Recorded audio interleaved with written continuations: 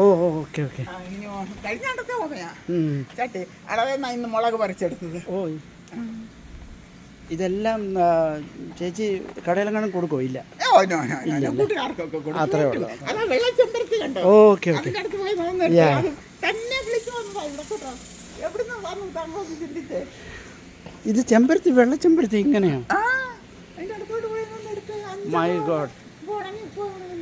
ചെമ്പരത്തിയുടെ ചെത്ത്. ഇത് ചെമ്പരത്തിയുടെ ഫാമിലിയിലുള്ളതായിരിക്കും. തന്നെ എവിടുന്ന് വന്നു പോവാ. ഇങ്ങനാണോ ചെമ്പരത്തിയുടെ ഇല ഇരിക്കുന്നത്? എനിക്കറിയത്തില്ല കേട്ടോ. പക്ഷെ പൂ സെയിം ആ ചെമ്പരത്തി പൂ തന്നെ. പൂ ചെമ്പരത്തിയുടെ പാവലുണ്ട്.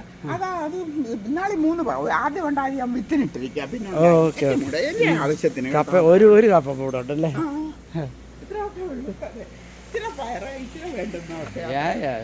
എന്നാലും ചേച്ചി ഇറങ്ങി ചെയ്യുന്നല്ലോ. അതെ, കൈമേലാ ഭയങ്കര പെയിനായിട്ടായിട്ട്. അതെ, രാത്രിയിലൊക്കെ ഉറക്കമില്ലായ്മ വരുന്നുണ്ടോ? പിന്നെ പിന്നെ ഉറങ്ങത്തില്ല. ആണല്ലേ. എന്തെങ്കിലും മെഡിസിൻ എടുക്കുന്നുണ്ടോ ചേച്ചി? ആഹാ ആഹാ. ഇത് നാട്ടിലെ തൊമരയാണോ ചേച്ചി? ഇതിൻ്റെ ഒന്നും നമുക്ക് എടുക്കാൻ പറ്റുന്നതാണോ? ബീൻസായിട്ട് അല്ല, ബീൻസായിട്ട് വല്ലതും കറി വെക്കാൻ പറ്റുമോ? ഇല്ല, അറിയില്ല.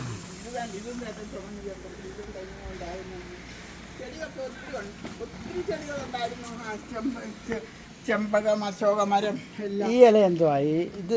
അയ്യോ, അത് നമ്മുടെ മഞ്ഞളല്ലേ? ഏലം ഏലം. ഓ, ഇത് ഇലച്ചിയുടെ ഇതാണോ?